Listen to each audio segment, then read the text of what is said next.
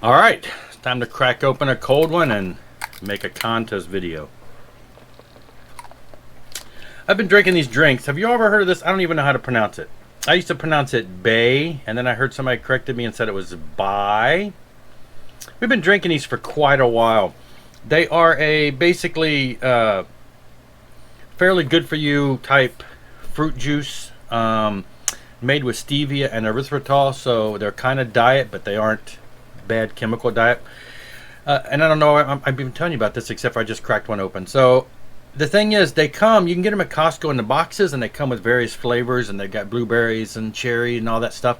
But the one in the box that was always my favorite, and one of my daughter's favorites, was the pineapple. Well, went to Costco, was it 2 times ago, maybe 3 weeks ago, and would you believe it, they have an entire box of just coconut. Various flavors. Look at this, a 15 pack, various coconuts. They got coconut pineapple, coconut mango, coconut lime, and just coconut, this is the flavor that was in the box that we always loved. That's my favorite. Now this is my favorite, the coconut pineapple. Oh, I love it. Anyway, I'm not even getting paid for that. That's a cool commercial for you there.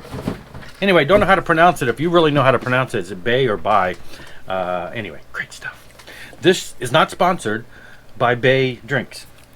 All right, so lazy Sunday afternoon, was catching up on some videos, had a pretty rough morning, just had a lot of stuff going on, and it was a nice lazy afternoon, and I started watching videos by other people. I see there's a contest going. I saw Chris Proffi's Musically Obsessed do a contest entry, and I'm like, I don't know if I'm aware of that channel. So I clicked on it real quick, and so I'm brand new to the channel, but I figured, hey, I want to see if I can do this contest because it was challenging, and there's multiple ways you can do it. So this is for Anthony over at AGK's Vinyl Life. He's a fairly new channel. My understanding is he said in his video, I did watch the video for the contest, back in June he had a contest for 100 subscribers. Now he's over 500. So he's doing something right, that's for sure. He's doing a contest now for the Show Me Your 2010s thread and contest. So here's the general idea. You can go watch a video. I'll have the link in the description here as far as go watch the actual video. There's multiple ways you can go. The more you show, the more entries into the contest you get. The prize is a Paul McCartney Record Store Day vinyl. So long story short, I'm going for the gusto. It's bands that have recorded in 2010s. So 10 to 2020, even to this year. And there's 2 options you have. Either bands that are from the 60s, 70s, 80s that are still recording and have new releases, and I got a million of those. Or new bands, brand new bands that started off with their first record in 2010. Now, I admit, he talks about how in the vinyl community, a lot of us stick with what we grew up with. I'm a late 70s, early 80s kid. That's my thing. I am all about the 80s metal. I'm all about the 80s rock. I'm all about the late 70s hard rock. And yes, my collection is probably quite heavy with that. And it's definitely heavy on the rock side, and it's definitely heavy on the spandex and the hair makeup and, and this hairspray. I mean, that's my thing. And so I do, and I hated the 90s. I'm one of those people. I didn't really like the 90s. Didn't like a whole lot of the alternative bands. Obviously, I like Collective Soul. I keep showing them. There are a few bands that really caught my attention. I really love Creed, bands like that. So it is tougher when I think about what I like that would have been from the 2010s. I have a ton of bands that are still around. I mean, Chris showed Striper. Obviously, I love Striper, and their greatest stuff has been in this last 10 years. And there are a lot of bands, and I commented on somebody's video the other day where they had made the comment that bands that have been doing it for 30 or 40 years, so the bands from the 80s who are doing music today, metal, modern, melodic, new wave of traditional metal. You've got bands that are doing it again, what they've been doing all along, and then you've got new bands that sound like the new wave of traditional metal.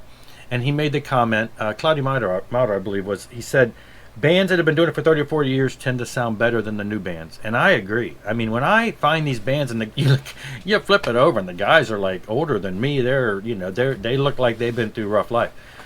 Chances are that music, I mean, the band, they're just awesome. I found so many bands that have come back after 20 years of being gone and drop a new album. The one I mentioned the other day, the Avenger album, 2014. It had been years since they put an album out, and this new album is great. Anyway, I love that. I won't get off on that because the goal here is to show.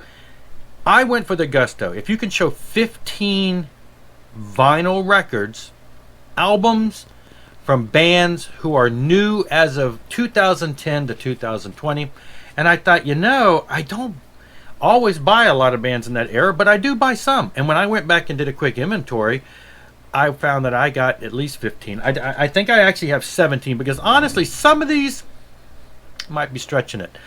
I mean, they are new bands, but you'll see what I mean. I'm going to explain in a minute. I'm going to jump right in. I have some notes here of just what year they started and everything.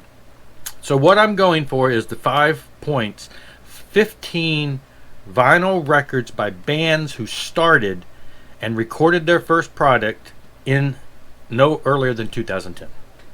Starting off with Bat. This is actually a local band here in Virginia, Richmond area, and they started in 2016. This is their first album. They have 2 albums out. I do have the second one. I have shown it before. Here is their first album, Bat. They are a Virginia band. Crushing the Deceiver, one of the handful of more extreme metal type bands that I have. This is their first and only release so far, 2018, new release coming. I was excited to see that this small independent type band was able to get put out on vinyl. It's one of the limited run vinyl that we always talk about. Just amazing. I don't even want to try to describe it. This modern, it's sort of extreme metal, but it's heavy, great stuff.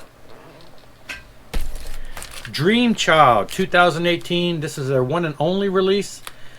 These are the type of bands where the band is made up of a bunch of seasoned musicians. We got Rudy Sarzo. I mean, we've got, the list goes on. These are all guys who have been around for 30, 40 years doing it. They get together under a new name. They put out a great album. Is it stretching it? I don't know. I don't think so. A lot of this is happening. 2018, first, and I believe only release at this point. Obviously, I'm going to mention this because they were in my last video, previous video to that. Flying Colors. Flying Colors have only been around since 2012. They've released 3 studio albums, 3 live albums. This is their 2012 original, self-titled. This is the band that's kind of a super group. We got Neil Morrison, Dave Morse, Steve Morrison, Neil Morse, and Mike Portnoy, Dave LaRue, Casey McPherson. Great melodic harmonies, all kinds of great stuff.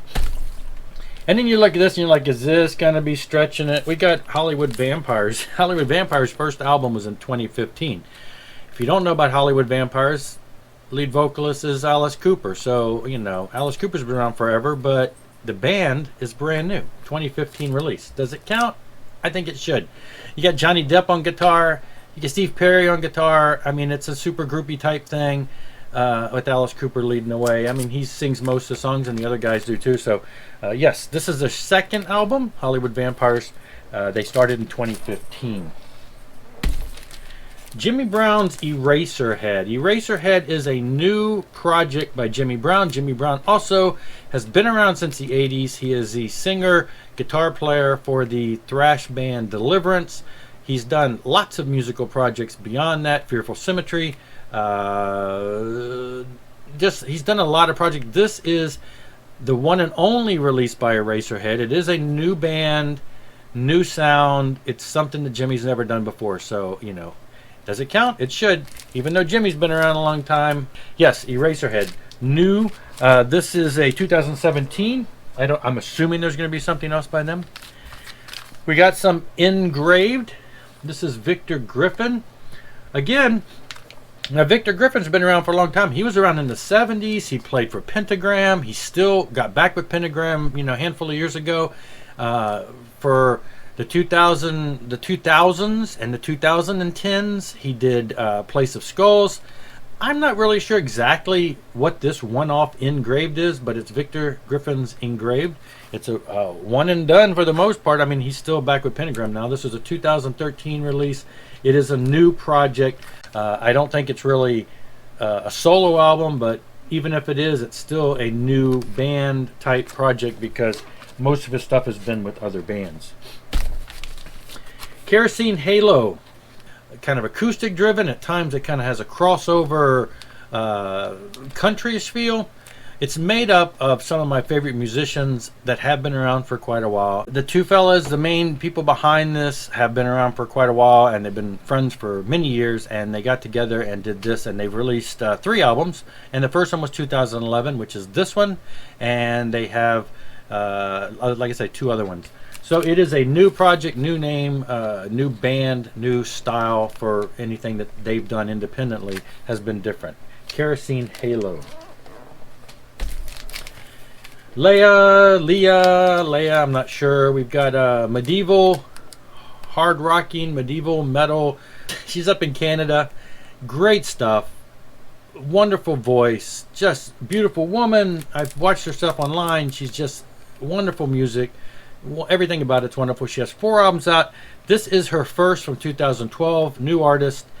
Canada. Check her out. Like I say, she's great. She crosses over into, got some melodic metal at times, but for the most part it's very fantasy driven type stuff, medieval at times. And then this would be one that I'm like, does this really count? But really it should.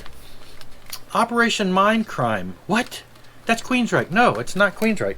It is a brand new band by Queensryche alumni Jeff Tate.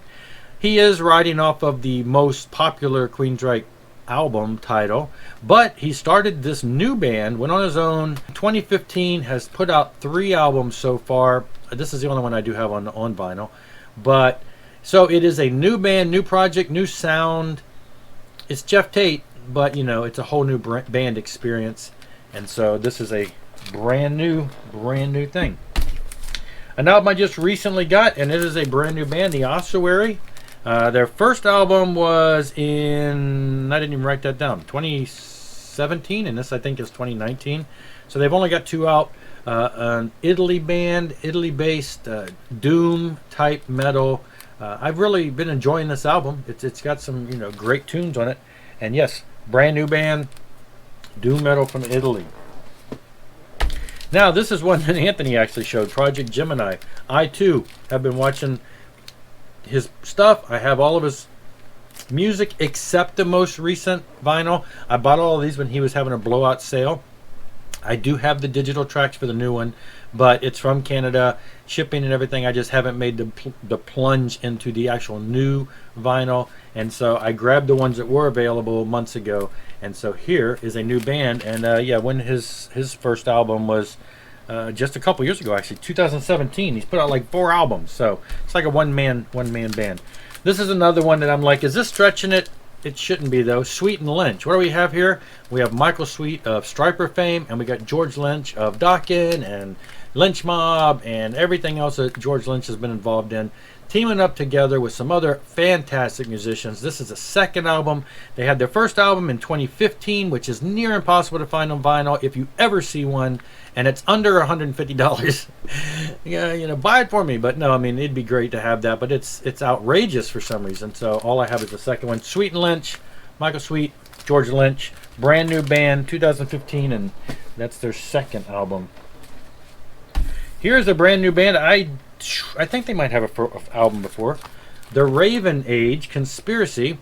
Now I picked this up. This is a 2019 release. I think this is. I think they do have another album out, but brand new band. This is from the son of Steve Harris, bassist for Iron Maiden. This is his son's band. And when I saw Iron Maiden last year on tour, they opened for him. I was impressed. I immediately went to the stand, grabbed the album, double vinyl, great stuff. A little more of a modern metal sound, just what them young guys are doing these days. Great stuff. Brand new band, The Raven Age. Ritual Servant, similar to the Crushing the Deceiver. This is another modern I hate to describe these type of bands. They're just, you know, it's kind of an extreme type metal. This is great stuff.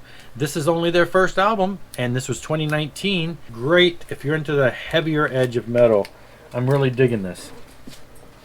Another super group. This is their first album, 2017. They've had 2 albums out. The other one came out this year, 2020, and it's actually called 2020. And this is Sons of Apollo. We've got Mike Portnoy. We've got Jeff, Scott Soto, Billy Sheehan, Derek Sherinian. What's it? The guy from is it Bumblefoot? The guy that was with Guns N' Roses for. Anyway, all-star band, amazing, amazing metal, symphonic, melodic, a little proggish here and there. Anyway, brand new band, 2017. This is their first album from 2017, and like I said, they have a second album out. While all of these guys have done some amazing work in other bands, this is a brand new outfit, and again, a bunch of individual guys who came together. Another great brand new outfit, the Winery Dogs, just like Sons of Apollo. And we got Mike Portnoy, we got Billy Sheehan, and Richie Kotzen, who did some instrumental stuff back in the day, but he was also with Poison for a while. So another semi-super group. They have 2 great albums, and then this live album, which is more recent. And yeah, and this has some studio tracks on too. So again, a brand new band. First album came out in 2013. New outfit from a bunch of classic guys who have done a lot of great work. So we're going to leave it at that. I believe that is at least 17. I'm hoping at least 15 would be qualifying. And that's all I got. Good luck, everybody, in the contest. Thanks, Anthony, for running this. I look forward to checking out your channel more. Hopefully you'll maybe subscribe and check me out. And I will see you on the flip side. Rock on.